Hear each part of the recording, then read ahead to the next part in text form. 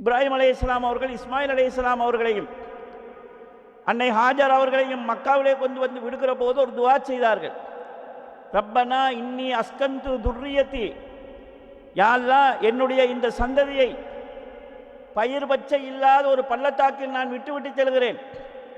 இவர்கள் தொழுகையை நிலைநாட்ட வேண்டும். அவருடைய துஆவை பாருங்கள், தொழுகையை நிலைநாட்ட வேண்டும். அதற்காக மக்கள் ஒரு சாராரை இந்த இடத்தில் நீ வரச் செய்வாயாக. வர்சுக்குஹும், அவர்களுக்கு நீ பழங்களை கொண்டு உணவளிப்பாயாக.